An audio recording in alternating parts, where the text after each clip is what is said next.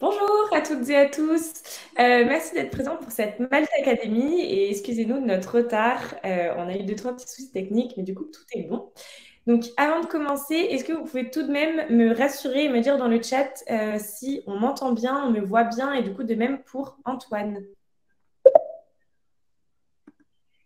Ouais, et vous m'entendez bien aussi? C'est parfait. Ok, top. Super.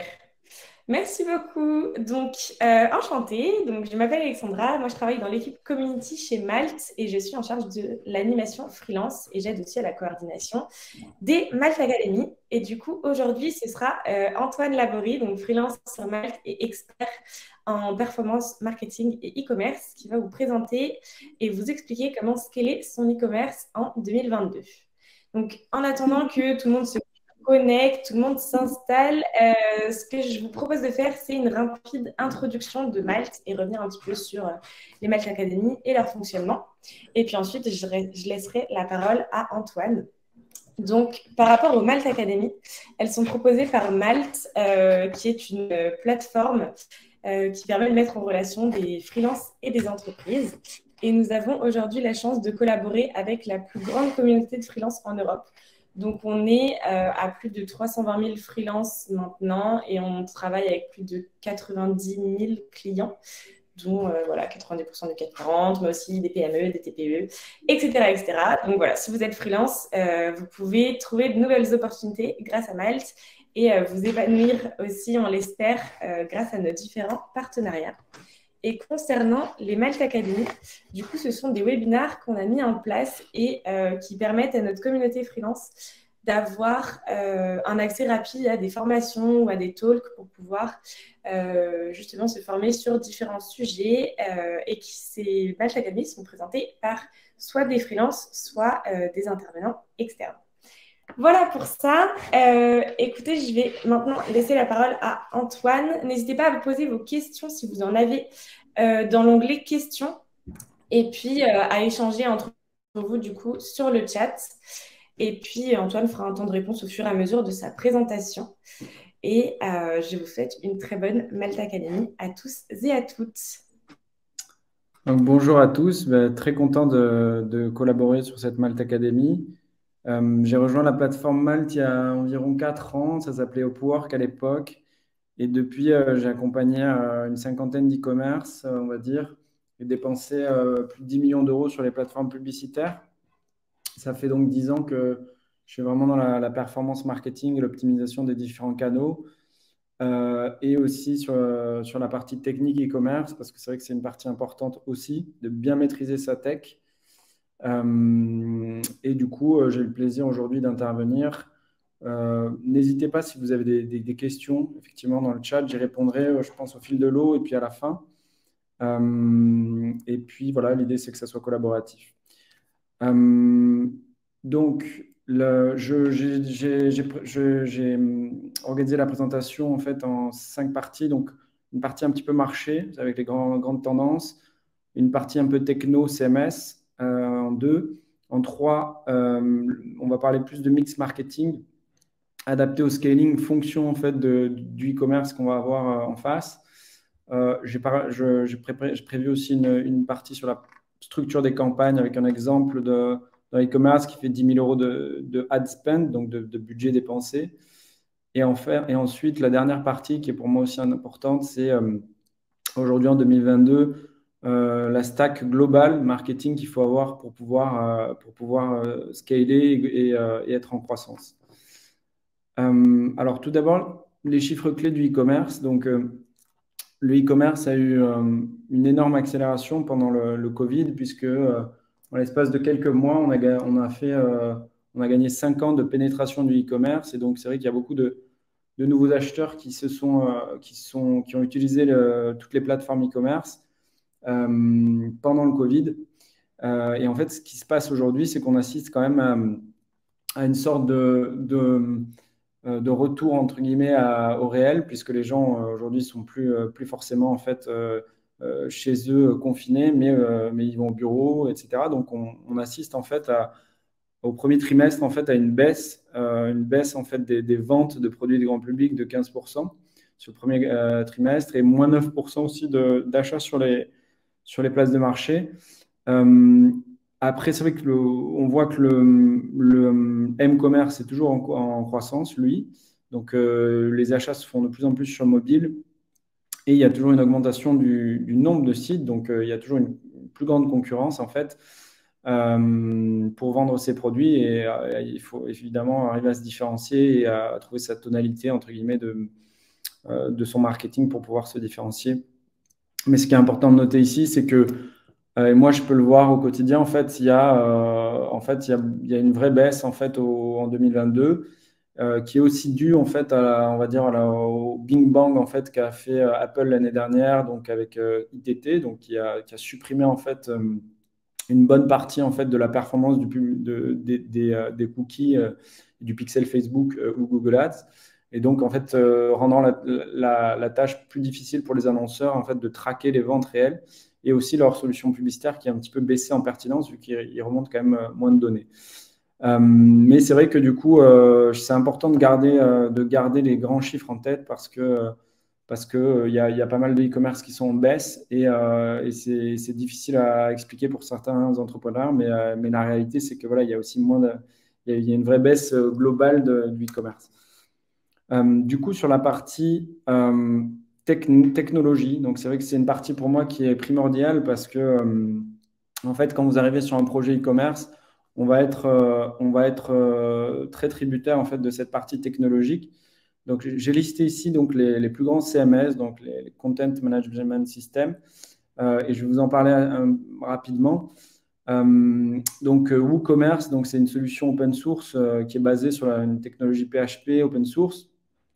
Un petit peu comme PrestaShop d'ailleurs, qui sont deux open source qui sont gratuits à la base.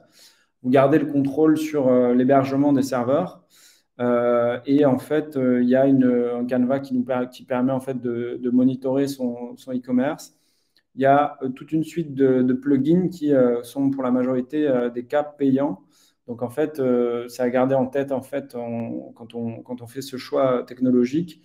C'est vrai que c'est des e-commerce que j'ai beaucoup vus, qui sont beaucoup été créés dans les années 2000, on va dire 2000-2010. Aujourd'hui, ils sont un petit peu moins présents et ça dépend vraiment aussi sur quoi en fait la boîte e-commerce va se positionner.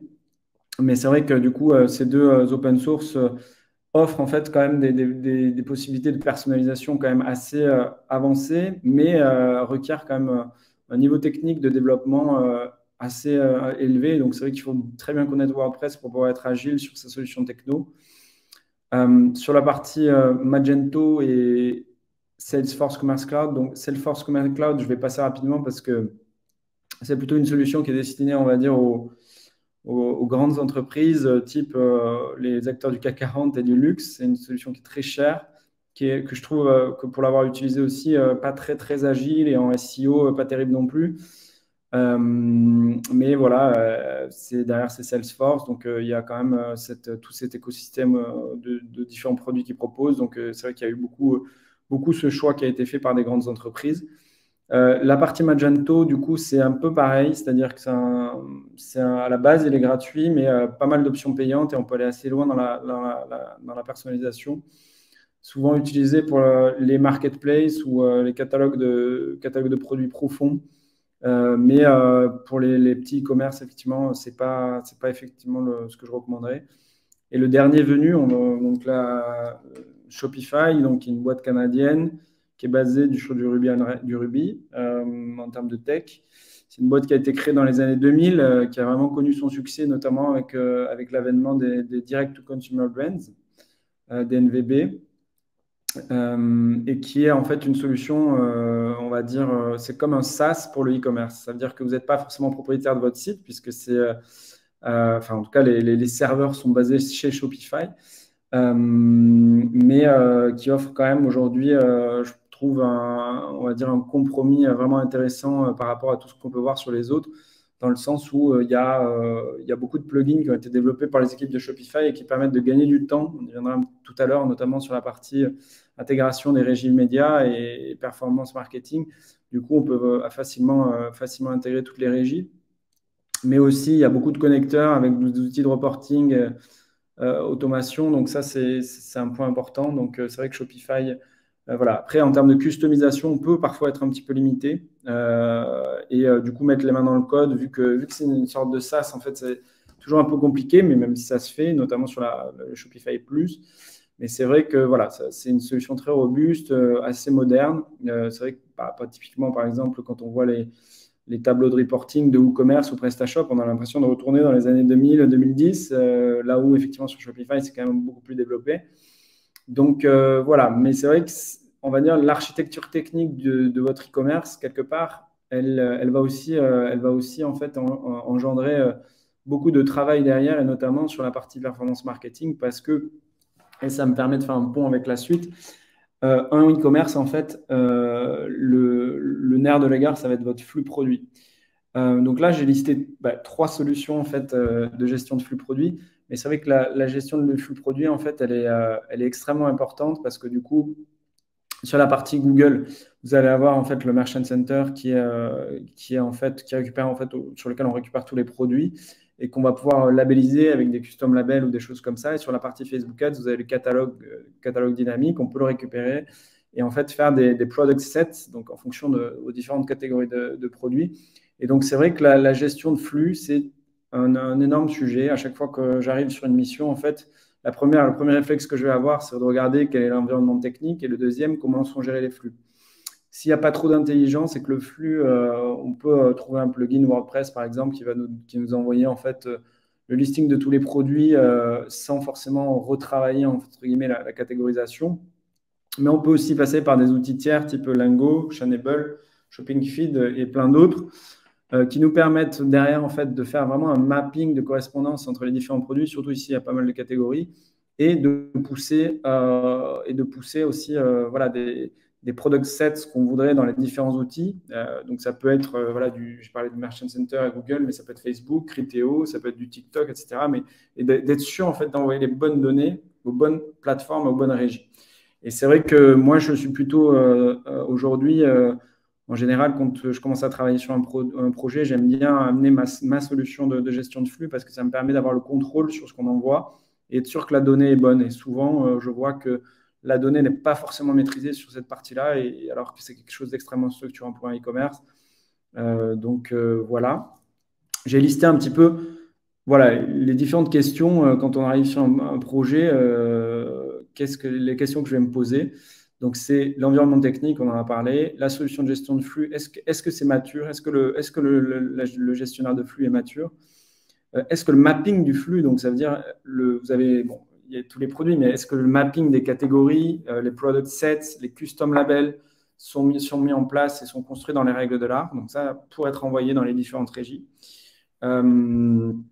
Voilà. Quelle est la solution de web analyse? Donc ça, c'est vrai que c'est un autre sujet, mais donc on a Universal Analytics qui est GA3, où la dernière version qui était basée sur les sessions et les utilisateurs, mais la dernière version de GA, donc GA4, qui est en train d'être déroulée, sachant que Universal Analytics va disparaître, en tout cas il ne va plus remonter les hits à partir de juillet de l'année prochaine. GA4, voilà, donc je vois, il y a quand même pas mal d'annonceurs qui ne sont pas encore, donc c'est un sujet. Évidemment, le tag container, donc ça veut dire tous les tags médias, comment c'est géré. Et il peut y avoir des grosses disparités entre, si j'ai un écosystème data, Google Analytics, GTM par exemple, et que je suis sur un PrestaShop, ça va être complètement différent de mon écosystème data si je suis sur un Shopify, dans lequel je vais avoir un plugin qui va me permettre d'intégrer en fait directement les régies publicitaires et les tags. On voit aussi qu'il y a en ce moment, il y a évidemment le cookieless world. Donc ça veut dire qu'en fait, qui est en train d'être, qui est en train d'être déroulé. Les cookies vont disparaître. Donc comment moi je vais gérer en fait cette partie-là en tant qu'e-commerçant et ou en tant que consultant. Et en fait, ce qui est intéressant par exemple sur un Shopify, c'est qu'on va avoir nativement l'API de conversion sur le pixel Facebook. Donc ça, c'est quelque chose qui est intéressant parce que ça évite de passer par des développeurs pour configurer l'API. Et à chaque fois en fait, que j'ai des clients qui doivent configurer manuellement l'API, ils sont en galère, c'est compliqué. Et puis ils ont une équipe technique qui est débordée, donc ils n'ont pas forcément le temps de le faire. Donc ça, il faut vraiment y penser Parce que, voilà. Et après, il y a tout ce qui est server-side tracking, notamment sur la partie Google Analytics 4. Et en fait, server-side, donc ça veut dire, en fait, on va envoyer les conversions non plus par le pixel, qui est en fait qui est un fichier qui est déposé sur un navigateur qui permet de tracer les utilisateurs. Avec l'évolution de la législation, on est obligé, en fait, on va être obligé, et on entre vraiment dans ce monde-là, de pousser les conversions par le serveur. C'est-à-dire qu'on va matcher, entre guillemets, ce que la plateforme publicitaire va voir et les conversions qui sont remontées par le serveur. Et donc ça, pour moi, c'est quelque chose d'assez structurant. J'ai assez peu de clients sont très, très matures sur le sujet. Il y a eu pas mal d'évolutions, notamment sur la partie tracking. Alors, moi, je ne suis pas consultant tracking, mais c'est vrai que quand on arrive avec un écosystème data qui est mature, on peut beaucoup plus facilement travailler sur la partie performance. Voilà un petit peu pour tous les sujets que sur la partie CMS technique. Ensuite, il y a la maturité marketing d'un e-commerce. Donc, ça veut dire qu'en fait, le mix, quand je dis le mix canal, c'est-à-dire quel est le mix marketing qui va être en place quand on arrive sur le e-commerce. Il faut savoir que moi, aujourd'hui, par exemple, étant donné que j'ai une certaine seniorité et que j'essaye de sélectionner mes clients qui vont être au-dessus de 5 à 10 000 euros de budget marketing mensuel, en fait, l'idée, c'est que le e-commerce arrive naturellement quand même à générer une centaine de milliers, entre guillemets, d'euros, ce qu'on appelle un product market fit, pour que derrière, on puisse construire une stratégie de croissance qui est intéressante. En dessous, c'est compliqué. C'est-à-dire que si vous lancez votre e-commerce et que tout de suite, vous dites, bon, ben voilà, je vais investir 5 000 euros sur Google Ads et 5 000 sur Facebook Ads, c'est peut-être un petit peu tôt parce qu'on n'a pas trop de retour du terrain. On ne sait pas si le produit plaît, si la marque est forte. Et du coup, en général, il y a beaucoup de déceptions sur un système d'acquisition alors que le e-commerce n'a pas forcément fait ses preuves et les produits ne sont pas vraiment désirés par les consommateurs. C'est vrai que le mix canal, en général, on va en parler tout à l'heure, c'est vraiment la pierre angulaire, entre guillemets, de toute la stratégie de performance. Il y a de grosses disparités en fonction des produits qu'on va vendre, mais aussi de la typologie en fait, de e-commerce. Je vais y revenir tout à l'heure. La place de l'organique, en fait, c'est SEO CRM. Donc aujourd'hui, j'ai appelé la conférence Scaler son e-commerce en 2022. Et c'est ces deux canaux pour moi qui doivent être vraiment craqués par les entrepreneurs. Sans ça, en fait, on se retrouve dans une situation où on est trop dépendant du paid. Et sachant que les coûts publicitaires ont tendance à augmenter, que le nombre d'annonceurs a tendance à augmenter, on va dire, si on n'arrive pas à faire ce travail sur l'organique, ben, on va se retrouver piégé, entre guillemets. Et comment y reporter la performance? Donc, c'est vrai qu'avec en fait, la disparition des cookies, en fait, on est dans un monde en fait, où on sait qu'en fait, quand on investit sur Facebook ou sur Google, l'incrément réel de chiffre d'affaires précis, il est compliqué à mesurer. Et en fait, on est obligé d'avoir une kyrielle d'outils qui nous permettent de reporter globalement la performance et par canal et au global. Donc, c'est vrai que c'est important d'avoir ces différents référentiels pour la partie data parce que on ne peut pas se dire, bon, ben voilà, je branche mon pixel Facebook, je sais que ça me rapporte tant. Avant, c'était le cas en 2020, 2021, et on avait un pixel Facebook qui enregistrait énormément de données, et aujourd'hui, il a perdu vraiment de sa superbe, et on le voit très clairement dans tous les e-commerce qu'on accompagne, il y a une vraie baisse. Voilà. Du coup, je passe sur le mix idéal adapté au scaling. Donc, voilà, pour rappel, donc, il y a deux gros canaux qui scale, donc c'est Google et Facebook.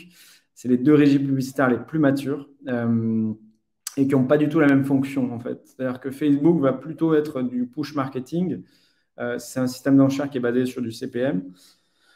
Et en fait, quelque part, on est plus dans un. En fait, quand vous êtes sur les différents produits Facebook, on est plus sur des produits inspirationnels, en fait, qui vont être poussés en fait aux utilisateurs des différentes plateformes de Facebook. Donc, voilà, on est vraiment sur du push marketing. On va aller chercher en fait on va aller chercher l'utilisateur et le consommateur. Il y a un sujet qui est très important évidemment sur Facebook, c'est la créa. Donc, il y a pas mal de contenu là-dedans, mais c'est vrai qu'il faut être capable d'avoir une usine, entre guillemets, à créer des contenus et des ads, en fait, des publicités qui sont performantes. Il y a pas mal de différentes typologies d'ads, comme évidemment les packshots produits, les avantages bénéfices, les comparatifs, Les UGC, donc les User Generated Content, c'est un format qui est énormément très en vogue aux États-Unis et dans les marchés anglo-saxons, où c'est vraiment l'utilisateur qui va face cam, en fait, qui va ouvrir votre produit et qui va montrer en fait ses bénéfices. Donc ça, c'est pas mal pour des campagnes de marketing. Et évidemment, il y a un gros travail sur la LP, donc il faut que le site e-commerce soit performant, qu'il charge rapidement sur mobile. Et donc voilà, mais cette régie-là est aujourd'hui très importante, et notamment les DNVB ont scalé, on va y venir tout à l'heure, avec du Facebook Ads. Par opposition à Google, donc, qui est avec sa solution publicitaire pour le e-commerce, qui est plutôt en fait du coup du pull marketing, c'est-à-dire qu'on va vraiment être en amont plus proche entre guillemets dans le funnel de conversion, beaucoup plus proche en fait de la conversion finale que du Facebook, qui va être plutôt utilisé en haut de funnel. Puisqu'en fait, les utilisateurs vont rechercher, alors que ce soit votre marque, que ce soit une catégorie de produits, et ils tombent sur votre flux shopping. Et c'est par rapport à ce que je disais tout à l'heure, c'est important à ce moment-là de pousser la bonne catégorie, parce que s'il va taper pull vert, M, voilà, si on donne toutes ces informations à Google, en fait, il va être capable de vous replacer le produit au bon endroit au bon moment. Donc, la qualité du flux, pour moi, elle est primordiale. Mais voilà, on l'utilise plutôt en bas de funnel avec, pour le e-commerce, vraiment vraiment, le format le plus important, c'est évidemment shopping et smart shopping.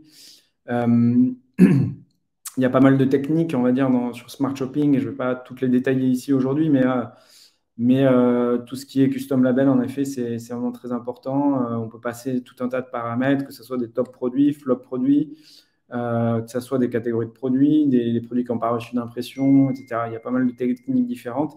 Et aussi une évolution qui est en train d'arriver assez fort, et je le vois aussi, c'est un nouveau format de campagne qui s'appelle Performance Max, qui en fait, du coup, va en fait rediffuser sur tous les réseaux de Google, donc que ce soit Display, Discover, Shopping, Search, YouTube. Et en fait, on va aspirer le flux produit, mettre une bibliothèque d'assets et diffuser tous ces produits-là. Alors, oui, les influenceurs, c'est pas exactement le thème, parce que là, on est vraiment sur la performance plutôt que la partie brand. Mais comment les contacter? Il y a pas mal de plateformes qui existent. Et après, évidemment, essayer de cibler une liste d'influenceurs qui évoluent dans votre marché. Je pense que c'est important. Mais effectivement, c'est un petit peu un autre sujet, donc je vais passer rapidement. Donc, j'ai mis deux parcours pour l'e-commerce qui, pour moi, à mon sens, sont les plus représentatifs aujourd'hui. Donc, on va voir le parcours direct to consumer, donc DNVB. C'est des marques en fait qui ont été construites, qui ont été lancées surtout dans les années 2010. On peut citer des Horace, des Respire, voilà, et plein d'autres DNVB.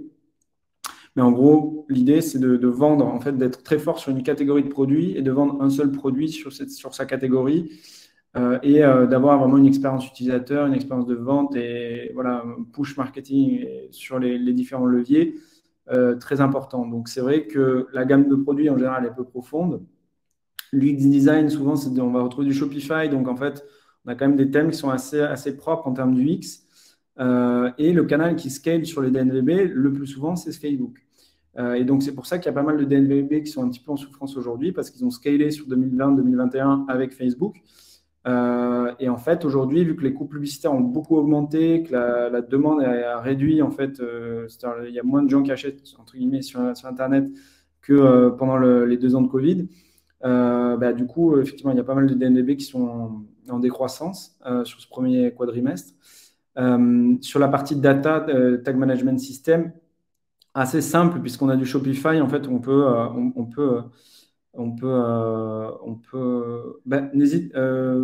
bonjour Laetitia, n'hésitez pas à me dire si vous avez des termes techniques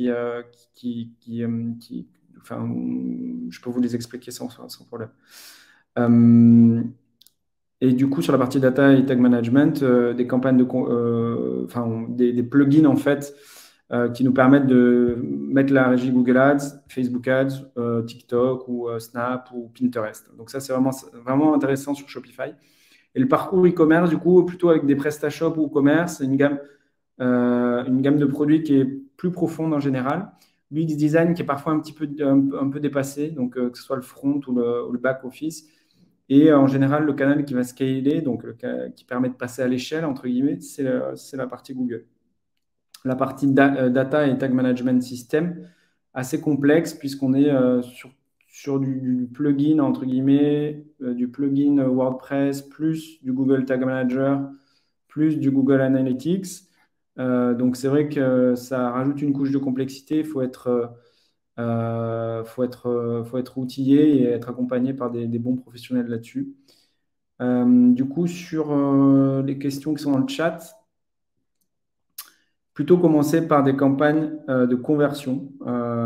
Aujourd'hui, c'est vrai que les campagnes d'awareness, c'est plutôt des campagnes qu'on va faire en agrégation de campagnes de conversion, voire de trafic au lancement d'un projet. Pour moi, ça n'a pas vraiment de sens de commencer par de l'awareness parce Facebook, en fait, va juste vous chercher de l'awareness et ce qu'on cherche à faire, c'est vraiment de la performance. Donc, voilà. Donc, le mix marketing, donc DNVB, donc direct to consumer versus e-commerce, en fonction en fait du produit en fait que vous vendez, vous allez avoir une majeure. Et en général, c'est soit Facebook, soit Google. Les DNVB elles sont plus sur du push marketing, donc on va voir voilà, toutes ces solutions. J'ai pris l'exemple de Respire plus tard, mais donc tout ce qui est shampoing naturel, etc., on va vraiment être dans du push marketing, aller trouver des nouveaux utilisateurs, vendre son image de marque, vendre son branding, etc. Par opposition au branding ou DNVB à panier moyen élevé, qui sont plutôt vers un mix orienté search, parce qu'en fait, tout dépend aussi en fait de l'intention qui est derrière. C'est-à-dire que si vous vendez un produit à 2, 3, 400 euros, en fait, les acheteurs, ils vont mettre du temps, en fait. Il va y avoir vraiment en fait, un délai de réflexion. Et donc là, on est plutôt sur une majeure, en fait, Google, parce que Google est extrêmement fort, justement, dans toute cette accompagnement de l'utilisateur sur la recherche et la décision. Alors, est-il conseillé de construire des sites e-commerce from scratch? Alors, non. Honnêtement, je le déconseille. Pourquoi? Parce que il y a déjà des très bonnes solutions et effectivement, à moins que vous ayez que vous soyez mano-mano, par exemple, eux, effectivement, ils avaient une équipe technique monumentale, des très grosses marketplaces qui sont basées sur du Symfony ou des choses comme ça. Mais il faut être conscient que c'est un vrai métier, c'est très compliqué et toutes les fonctionnalités qu'il y a, voilà. Donc, est-ce que votre métier, c'est pas plutôt de vendre votre branding, d'être fort sur le produit, etc., et de se délester de la partie e-commerce, plutôt que l'inverse? Pour moi, c'est vraiment une question qui se pose. Donc j'ai pris, c'est bien parce que ça va faire du coup sens par rapport aux questions qui sont posées sur le chat. J'ai mis en fait une structure en fait structure de compte et de campagne sur les deux grosses régies publicitaires pour 10K de spend. Donc sur Meta, on va avoir une campagne en général d'acquisition qui va driver, si je vous donne des grandes masses, ça va être du 70%. Entre guillemets, si vous êtes au lancement d'un projet, plutôt du 70%, 80% sur la campagne acquisition qui va vraiment aller vous driver du haut de funnel et des gens qui sont intéressés potentiellement par vos produits. Et une petite campagne de remarketing et de dynamique en remarketing pour 20 à 30%. L'idée étant de garder quand même une capacité à vraiment générer du trafic sur le site et de ne pas trop se perdre en investissant en remarketing, sachant qu'on est plus dans une phase, on va dire, de croissance, de début de croissance. On peut ajouter des campagnes de trafic aussi de temps en temps, selon. Après, sur la partie Google, donc on a les campagnes dynamiques. En fait, ce sont des campagnes qui sont liées au contenu de votre site. Donc, ça peut être des articles de blog, ça peut être des pages produits, ça peut être des pages actualités, etc. J'en ai parlé un petit peu, donc la campagne Smart ou Performance Max, donc c'est vraiment les formats e-commerce, très important. Et pour ça, il faut avoir un flux produit qui est parfaitement configuré et remonter vraiment parfaitement toutes les catégories en fait, des produits que vous vendez. Une campagne marque qui va venir protéger, notamment, en fait, on voit qu'il y a des vases communicants, c'est-à-dire que vous annoncez sur Facebook, vous avez un fort volume d'impression, vous allez récupérer des conversions via votre campagne marque.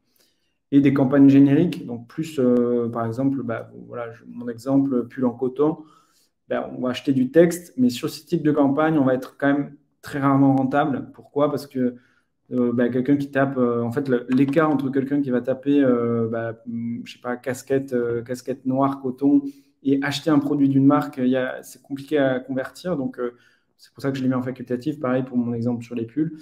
Euh, Effectivement, c'est des campagnes qu'on va faire, qu'on va ajouter plutôt dans une phase de scaling, en fait, quand on aura saturé les autres leviers.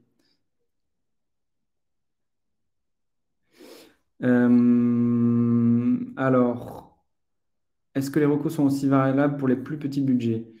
10 cas de spend mensuel, c'est énorme. C'est vrai qu'après, c'est effectivement, on travaille plutôt sur ce genre de latitude, mais évidemment, les recours sont valables. Alors, je dirais non. Je pense qu'il faudrait une autre structure de campagne, notamment pour les spends en dessous de 3000. Il y a notamment sur la partie méta, essayer de faire varier un petit peu la typologie des campagnes. Et sur Google, vraiment garder ce qui vous ramène du business. Donc, ça peut être une campagne DSA, mais une campagne shopping et essayer de faire un arbitrage. Mais je dirais que, en fait, en fonction de la structure de compte et du spend, en fait, les structures de compte évoluent. Donc, on va dire il y a en dessous de 3000, 3 à 10 000, et après, au-delà de 10 000, 20 000, 50 000, voilà, il y a différentes structures de campagne. Voilà, je voulais aussi parler de quelque chose qui est très important pour moi, c'est comment en fait je vais mettre en place les metrics pour scaler et monitorer ma performance. Aujourd'hui, comme je l'ai expliqué pendant la présentation, c'est compliqué d'utiliser seulement le pixel de la régie publicitaire. Donc, si c'est Facebook ou c'est Google, Pinterest, TikTok, etc., le pixel seul, c'est compliqué. On sait qu'en fait, on amène beaucoup plus de volume d'affaires que ce qui est renseigné dans la plateforme. Donc, en fait, aujourd'hui, moi, je travaille que dans que de cette façon-là aujourd'hui. J'utilise le ROAS blended. Ça veut dire qu'en fait, c'est un retour sur investissement publicitaire global sur le store. Et il va y compris prendre les canaux naturels, donc organiques, donc SEO et CRM. Et pourquoi en fait? Parce que ça nous permet quand même de suivre le business et fonction du business aussi de e-commerce, c'est-à-dire de votre marge sur les produits, on va être capable de savoir à peu près jusqu'à quel ROS on peut se placer et investir. Et à chaque fois, ajouter des campagnes en fait, qui vont ou augmenter des budgets. Parce que c'est vrai que quand vous augmentez vos budgets, en général, le ROS global du store, il a tendance à baisser. Vu qu'on est sur des systèmes d'enchères, plus vous allez chercher des cibles et des utilisateurs loin initialement, plus c'est compliqué. Donc, en général, le ROS baisse. Mais du coup, c'est trouver en fait le mix et la partie reporting soit très claire, et pour le client et pour le consultant, et pour arriver vraiment à trouver en fait le bon mix marketing. J'ajouterai aussi, donc il y a le cost, donc voilà, cost of spend, donc ou alors des indicateurs intermédiaires, donc le revenu qu'on génère pour un user, pour une session. Et voilà, après, il y en a tout un tas d'autres indicateurs, notamment dans les différentes régies, mais je n'aurai pas le temps de tous les détailler ici. Et dernière slide, du coup, que je me suis noté, en fait, j'ai pris l'exemple d'un bon élève e-commerce aujourd'hui. C'est-à-dire qu'en 2020, on pouvait scaler qu'avec Facebook. Notamment les DNVB qui avaient un bon produit, qui avaient une bonne marque. Ils ont réussi à scaler avec Facebook. Aujourd'hui, c'est impossible. C'est-à-dire qu'on ne peut plus scaler uniquement avec un canal, monocanal. Voilà. Même si vous avez un bon produit, même si vous avez une bonne marque, il faut vraiment que les clients que vous avez convertis soient absolument fans de votre marque et presque ambassadeurs. Mais en fait, l'expertise e-commerce aujourd'hui, elle est beaucoup plus vaste. En fait, c'est pour ça que j'ai mis cette slide-là. C'est que si vous voulez vraiment scaler en 2022, il faut être bon partout. Et quand je dis bon partout, c'est qu'il faut laisser aucun de ces éléments. Donc, sur la partie organique, donc, il y a tout ce qui est branding. Donc, c'est la construction de la marque, quelles sont les valeurs de la marque, quelle est l'origine de la marque, pourquoi en fait les produits sont bons. Il y a des marques qui utilisent notamment, qui personnifient un des fondateurs. Donc, j'ai pris l'exemple de Respire tout à l'heure. Mais voilà, le branding est un élément vraiment déterminant. J'inclus aussi les éléments de design à l'intérieur. La partie CRM, donc newsletter, tout ce qui est newsletter, donc arriver à bien segmenter sa base de données pour envoyer des mails réguliers. La partie automation, en CRM, c'est-à-dire que ben, voilà, dès qu'il y a un panier abandonné, il faut que la personne reçoive un email, il faut qu'il y ait un scénario une fois que je m'inscris sur votre site, en fait, il y a un scénario automatique qui permet en fait vraiment de relancer le client tout au long de la vie de votre relation avec ce client. Tout ce qui est la partie SEO, donc primordial aujourd'hui, vraiment ne pas délaisser ça. Donc il faut faire du blogging, du netlinking, il faut avoir un site qui charge vite techniquement et être vraiment adapté au mobile. Sur la partie paid, donc voilà, on en a un petit peu parlé évidemment. Donc Google Ads et Meta Ads, donc qui sont les deux gros canaux qui vont scaler. La creative excellence, donc arriver à produire à produire des créas en fait de façon continue, qualitative et pouvoir les mettre sur les différentes plateformes. La partie influence, donc je n'en parlerai pas aujourd'hui parce que ce n'est pas exactement le thème de la conférence, mais effectivement, c'est une partie importante aussi. La partie reporting, donc lifetime value, combien va me ramener un client sur 12 mois. On peut ajouter d'autres ratios, donc LTV sur CAC par exemple, qui permet d'avoir un indicateur en fait, de la croissance aussi de votre base client et de voilà, ce que vous ramène un client. Le ROAS, plutôt blended, donc on mixe tous les canaux et derrière, en fait, on crée un reporting qui nous permet vraiment d'y voir clair en fait, sur notre stratégie de performance. Sur les opérations, donc tout ce qui est shipping, tout ce qui est customer reviews, donc avec le NPS, donc qu'est-ce que pensent les utilisateurs de mes produits et de mon shipping, etc. Le pricing, ma marge, c'est des éléments déterminants pour l'e-commerce, mais aussi le supply. Est-ce que je suis dépendant de fournisseurs dont les prix ont augmenté? On sait qu'il y a toute cette question avec la situation géopolitique et l'augmentation des coûts des matières premières et la guerre en Ukraine. Donc ça, c'est des sujets qui impactent directement les e-commerçants. Et après, j'ai cette partie-là aussi. Moi, je vois que les e-commerce qui se sont diversifiés, qui ont ouvert des boutiques, par exemple, en général, ils sont en bien meilleure santé que ceux qui ne l'avaient pas fait. Pourquoi? Parce qu'il y a un vrai retour au physique. Et donc, voilà, il faut être capable aussi d'aller convertir en B2B. Ça permet d'avoir une source de revenus différente et de ne pas être dépendant à 100% des plateformes digitales, des GAFA qui sont des monstres et qui sont juste destinés à faire plus d'argent et donc qui ont tendance toujours à facturer en fait leur publicité en ligne plus cher pour les annonceurs. Voilà. J'ai pris un petit exemple, donc je vais vous partager ça. Alors, attendez.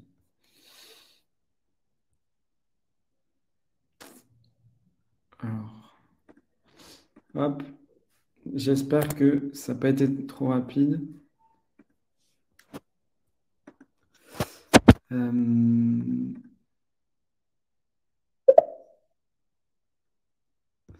Donc, j'ai pris l'exemple de Respire, qui est une marque, en fait, qui est une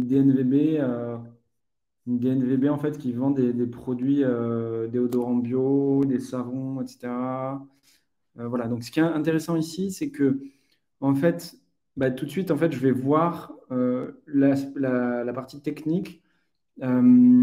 Comment ils sont organisés. Donc, on voit qu'ils sont sur une boutique Shopify. Donc, c'est un petit peu ce que je disais tout à l'heure. Ils ont l'air d'avoir pas mal d'outils statistiques à disposition. Donc, toutes les pixels des régies publicitaires.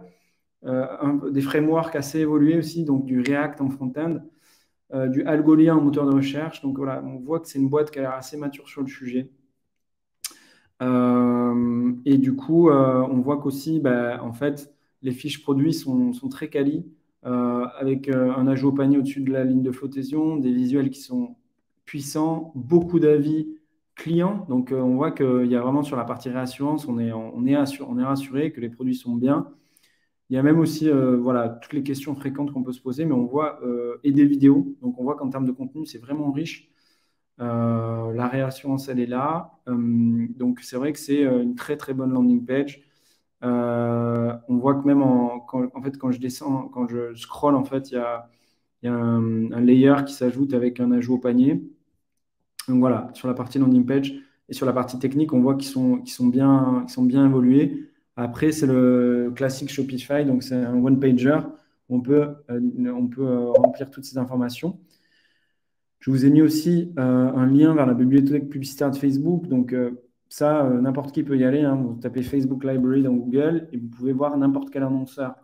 On voit qu'ici, dans leur stratégie publicitaire et créative, ils ont un backshot en fait, sur lequel ils vont décrire en fait, du coup, les, les éléments intéressants en fait, de leur produit. Ils ont plus une créa ici sur la partie brand en fait, où j'en parlais en préambule, mais du coup, c'est la fondatrice qui est assez présente et qui a pas mal de followers sur Facebook. Mais du coup, effectivement, c'est une façon différente de communiquer. Ils étaient aussi sur l'émission Qui veut connaître mon associé. Donc, on voit qu'ils ont fait un ads. Là, c'est plus une ads vraiment produit, donc efficacité, 100% naturel bio, packaging zéro plastique, satisfait remboursé. On voit qu'il y a quand même. Et puis voilà, il y a de l'influence avec Laure Manodou, championne olympique de natation. On voit qu'il voilà, y a une vraie diversité dans leur stratégie créative, dans leur bibliothèque publicitaire, que le site a l'air enfin, est même très performant et que la stack technique est en place et aussi performante. Donc on voit que voilà, c'est une boîte qui a progressé très très vite et c'est un exemple à suivre. Voilà, je crois que j'ai fait le tour. Du coup, je vais répondre rapidement aux questions. Donc SEO, oui, effectivement, Search Engine Optimization, donc c'est l'optimisation du site en fait dans le moteur de recherche de Google. Donc c'est en 3 piliers. Donc il y a le contenu du site, les liens qui vont pointer vers votre site, la qualité des liens que vous recevez et la partie technique. Est-ce que le site charge vite notamment et tout un tas d'autres métriques. Alors pour les outils WordPress, donc il y a un plugin, écrivez-moi éventuellement, mais je pourrais vous le retrouver, qui permet justement d'augmenter tout ce qui est temps de rapidité et changement de mémoire cache. À chercher dans les différents plugins sur WordPress, mais effectivement, c'est le nerf de la guerre aujourd'hui. Chargez vite sur mobile. Il y a aussi évidemment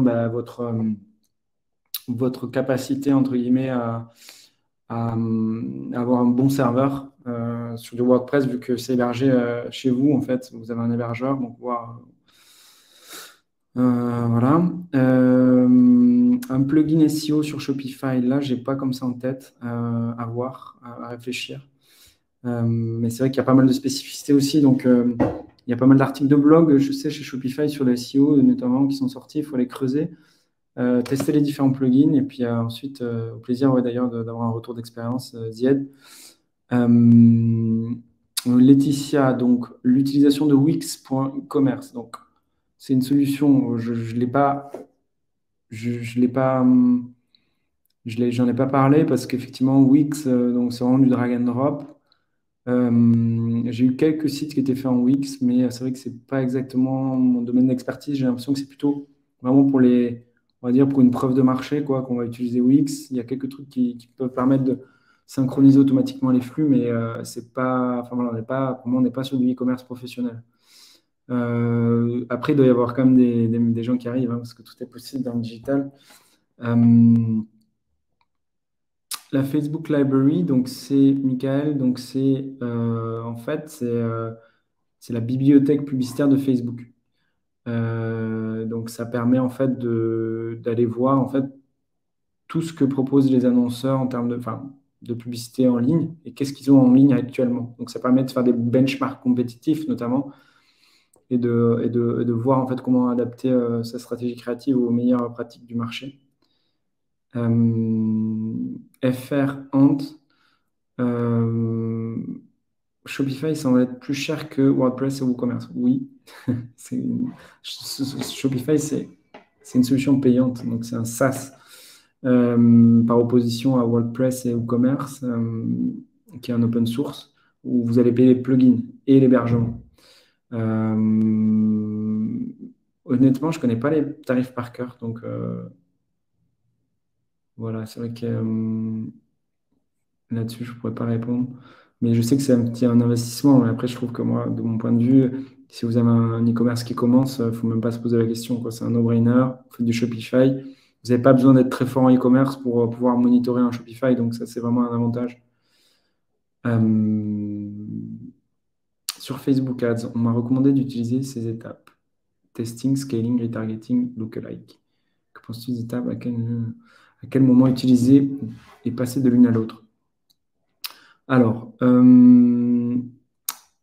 j'aimerais, William, du coup, effectivement, en fait, là, il y a plusieurs étapes dans ton, en fait, dans ton schéma.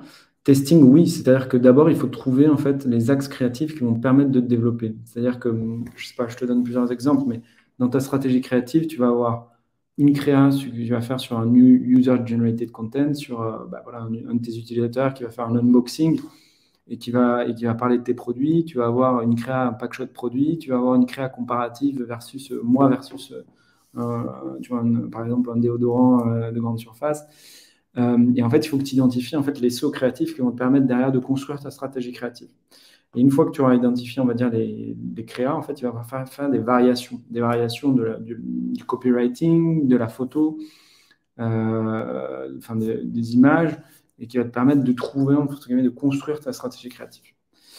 Et retargeting, du coup, alors ça dépend à quel niveau tu te situes. Si tu es au tout début et que tu as juste un tout petit peu de trafic, tu ne vas pas pouvoir activer une campagne de retargeting tout de suite. Mais oui, en général, on met toujours une petite campagne de retargeting en dynamique, notamment pour e-commerce, où tu vas aller gratter quelques conversions en fait, qui permettent de. Voilà, c'est-à-dire qu'on repositionne le produit qui a été vu par la personne et derrière, ça convertit bien. Euh,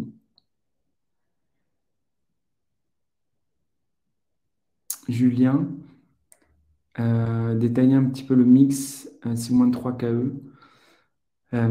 Après, il varie un petit peu, mais pas tant, en fait, par rapport à celui que j'ai montré. Mais en fait, la question, ça va être, je pense, les premières métriques que tu vas avoir.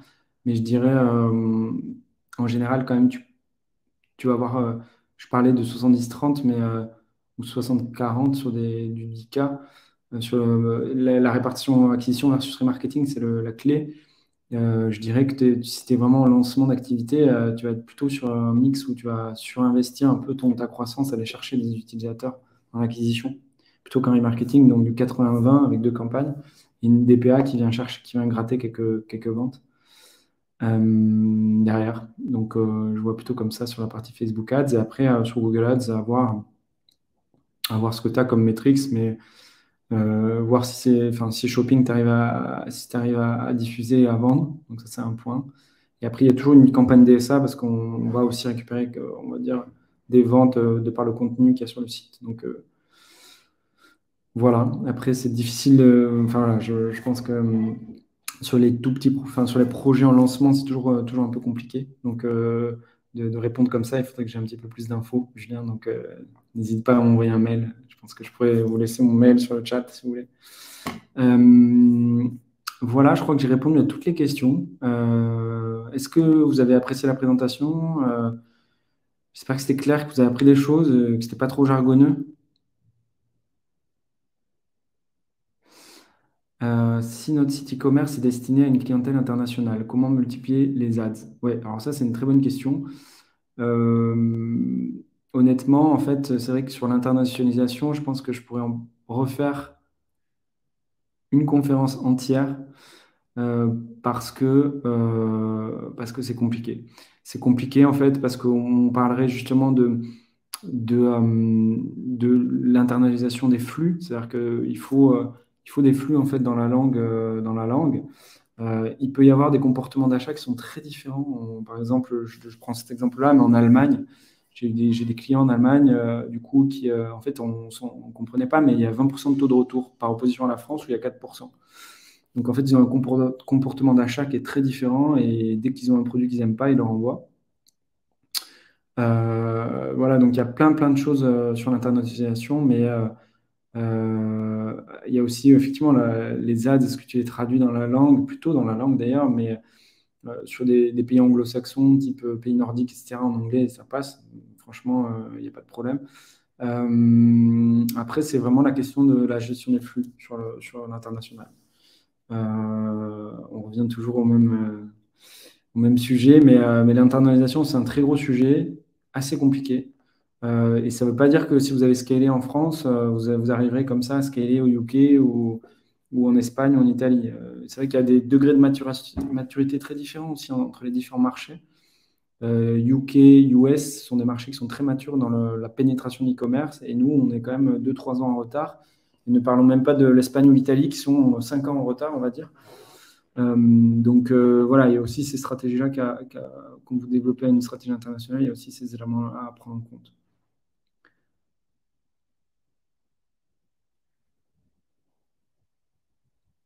Ouais, je comprends. Dans le même sujet de la langue, peut-on attaquer le marché français et anglais ou c'est risqué? Honnêtement, c'est risqué. Je pense qu'il faut d'abord faire sa preuve sur un marché. Le marché UK et US, j'ai des clients qui diffusent aux US et au UK. C'est des marchés qui sont quand même beaucoup plus compétitifs en termes de CPC. Donc en fait, on va, en fait, si vous n'avez pas fait votre preuve de marché, c'est compliqué. Honnêtement, je dirais d'abord d'essayer de solidifier entre guillemets sur un marché d'Europe continentale qui est assez proche de nos valeurs, un produit, une offre, et après essayer de développer à l'international. Mais c'est vrai que si vous êtes rien ni personne et que vous vous lancez au UK comme ça, il faut avoir quand même les reins solides pour pouvoir surinvestir au début, sinon on peut se retrouver dans une situation où vous ne vendez pas du tout. Et vous aurez fait tous les développements techniques nécessaires pour l'internationalisation. Si vous n'arrivez pas derrière à développer votre marketing, c'est compliqué, c'est dommage.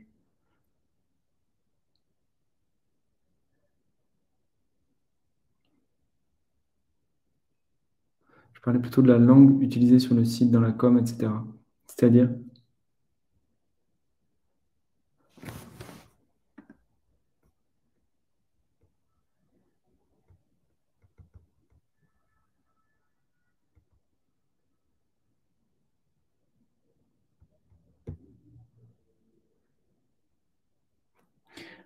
oui, mais après, si vous êtes en France, c'est compliqué d'avoir un site en anglais. Enfin, il y a beaucoup de gens qui parlent pas anglais en France. Pour du multi-produit, vaut mieux faire des ads par catégorie ou produit. Ça, honnêtement, c'est une question qui est intéressante aussi, Omar. Tout dépend. Honnêtement, tout dépend de la régie et de la typologie de campagne que tu vas avoir. En fait, voilà, c'est vrai que si tu peux m'en dire un peu plus. Je vais devoir vous laisser, moi, d'ailleurs, parce que j'ai quelqu'un qui vient dans la salle. Je dois partir dans 3 minutes.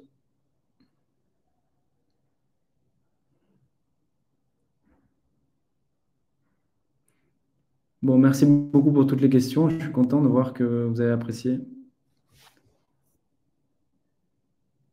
N'hésitez pas, je vous laisse mes coordonnées si vous le souhaitez. Merci beaucoup à tous et à toutes. Oui, effectivement, c'est toujours un petit peu compliqué de rester dans les temps avec les questions. Mais en tout cas, c'est top. On a eu beaucoup d'échanges dans le chat, beaucoup de questions. Donc, merci à toi, Antoine, d'avoir animé cette Malte Academy. Et puis, rapidement, du coup, si vous voulez voir d'autres académies sur des sujets variés, vous pouvez consulter notre site maltacademy.com. Alors, je vais vous partager juste maintenant, voilà, le site. Et puis, j'ai vu la question passer. Donc, effectivement, si vous souhaitez voir le replay de cette Malte Academy, vous la retrouverez comme toutes les autres présentations sur notre site, du coup, maltacademy.com et sur notre chaîne YouTube. Et si jamais vous souhaitez faire comme Antoine et animer une Malte Academy, n'hésitez pas aussi à envoyer votre sujet en cliquant sur le bouton devenir speaker via ce même site. Voilà, sur ce, encore merci beaucoup et puis à très bientôt pour une nouvelle Malte Academy. Au revoir Merci à beaucoup à tous. tous. Salut, ciao.